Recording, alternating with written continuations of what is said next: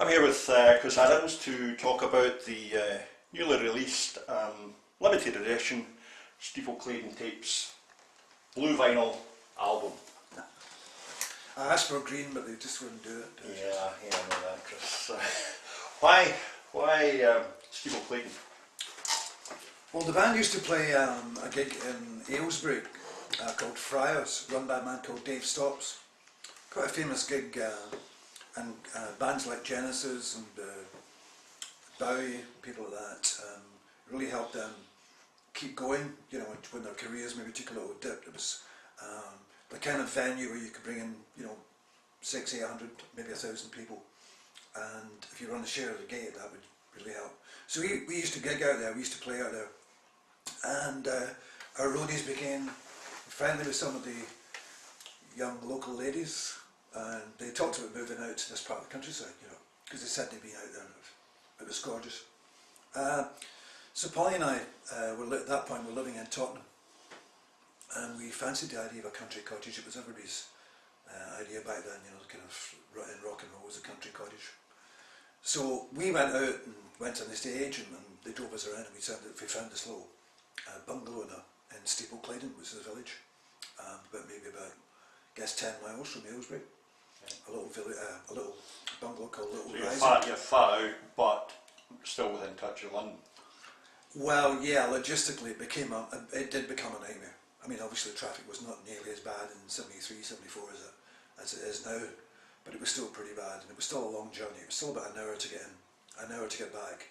So it turned out logistically to be a nightmare, but we made the move. And you're young, you're foolish, you're impulsive. It would probably have taken an hour to get to Tottenham.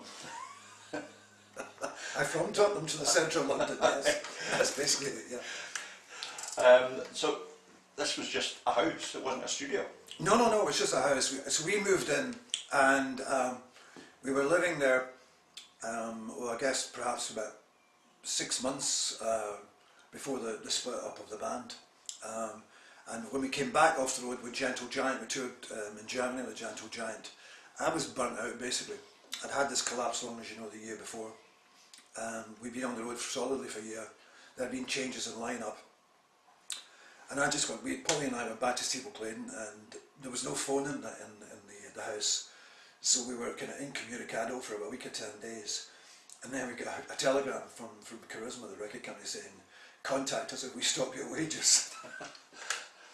So I phoned them up, and they said come in, and basically they asked me what I wanted to do, and I said I'd like to get the original rhythm section of Colin Wilson and Billy Fairley back, if they were agreeable.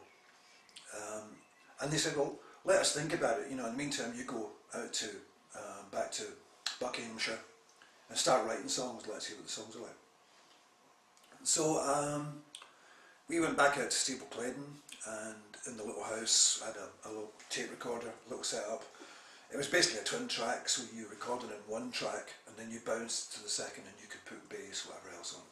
And I started writing some songs, and I guess it was a few weeks later with the songs I got in touch with them, and they said, no, basically what we've done is we brought another set of musicians in. They were basically mercenaries. At that point, Colin Fairley was in the band. He'd replaced Billy Fairley. Jimmy XL had come on tour with us in Germany, but I didn't rate his playing, so basically the guy who was Andy Roberts, who was my friend who was playing guitar, moved on to bass, and that was the way that we did the actual German tour. So they were then hanging around, and Charisma brought them on.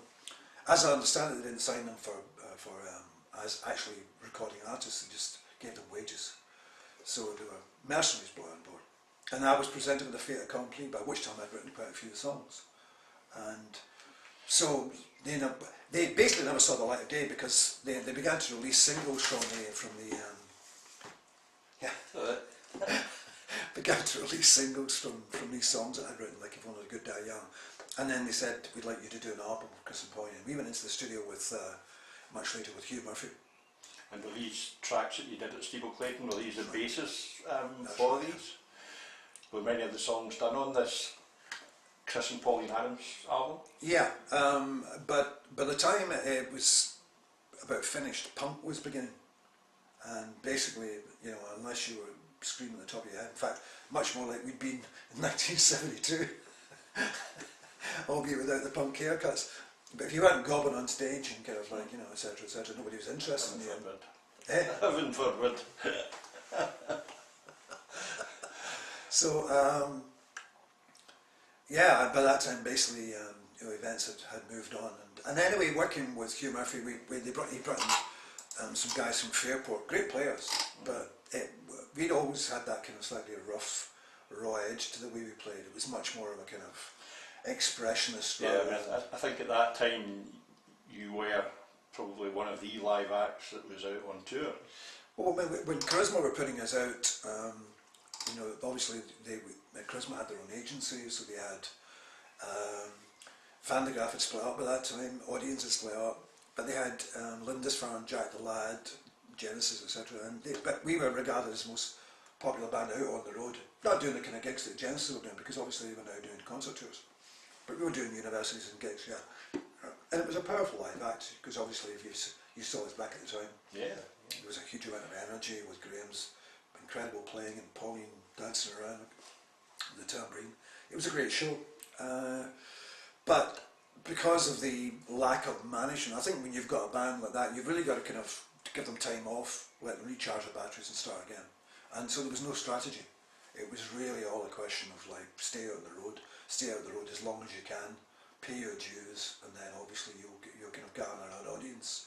And up to a certain point we did, but you run out of steam, and with the personnel changes, which were partly my fault. I mean, if we'd had good management, we'd probably have talked the problems through with the guys.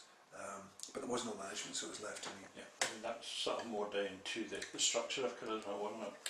Charisma, yeah, was based on Berry Gordy's Tabula Motown label, where they basically did everything. They did management, they did agency, they did recording, they did publishing, all of it under the one roof, which sounds great, but in actual fact it's illegal. You know, it's you know, because you get conflict of interest. Yeah, your manager should be somebody who goes in there and fights for you, because the record company has one agenda and the artist may have another. And I mean, for example, when we were recording, but they were spending perhaps, they spent I think a couple of grand on the first album, if that, 4,000 or 5,000 on the second. Well, Genesis was spending that in you know, a month, and so that a lot of the money was going into them. Now, if we didn't have a manager who was going in and saying, hold on a second here, I realise that we're not the priority that Genesis are, but at the same time, is this fair? Then, and as after the Machine That Cried, obviously we had to start demoing all our songs, and that was like a bit of a death knell in itself. So, but the actual move to Steeple Claydon was great in the sense that, you know, we had two young sons. It was countryside. It was a gorgeous Buckinghamshire village. It was. So I mean, when you started writing these songs, I mean, were these intended to be what would have been the next String Driven Thing album? Yeah, I mean, obviously they're not as heavy, or nearly as heavy as anything on the. So really, it would have been a change in direction. Well, there were all changes in direction, Chester. If you notice, there's never two albums the same. No. The expression progressive applies to progressing in different directions. And if you take the jump from the first Concord album to the Machine That Cried, it's from a different planet. So in doing the tapes at Steeple Claydon, you would presumably have eventually added violin and... Well, indeed, I would have taken the songs to the guys, and the guys would have started to play over it. Certainly, some of the songs are more like the gentler songs on the Machine That Cried and the Circus album. You know, there are lots of tracks on there that we didn't tend to do live. Yeah. You know, things like Travelling and Easy to Be Free and those kind of things. We didn't tend to do those live. The actual stage show was much more down the Circus. That's right, yeah. It was much more energetic. Let Me Down, Circus, My Real Hero, etc. But yeah, I mean, although it finished up being on the much lighter and much breezier and you know, almost joyous, I think that obviously if I'd been working with a band, it would have actually, you know, kind of had the dimension that the band always brought to it, the playing dimension. And did you write all these songs in Steeple Claydon, or had you written some of them before? I think basically I wrote most of them in Steeple Claydon. I just had a splurge. I found that being on the road I dried up to a certain extent. If there's a machine and a machine that cried, it's the band. You become like a machine, you know, you stop functioning as an individual, you're part of a unit. And I guess like it's not exactly like being in the army, because we're not trying to kill anybody and no one was trying to kill us. But there is a sense in which being on the road I found dehumanising. And so my wellspring of songs began to dry up. And when we moved into the countryside, I mean, there's a song on there, Dear Morgan, which is actually about a night that we spent in Seoul about 18 months previously. It was an American DJ and his wife Morgan who came, and they spent an evening with Stratton Smith, and we all went out to clubbing and pubbing in Seoul. And they wrote us a letter to say that, you know, that they came from Philadelphia and that the first album, and that was creating waves out there and people were really looking forward to seeing us. But we never replied to the letter. Pauline didn't reply to the letter. And so that song is apologising for the fact that we didn't, and it's talking about being in the countryside, and you know, the smell of hay takes your breath away as you can walk out through the door.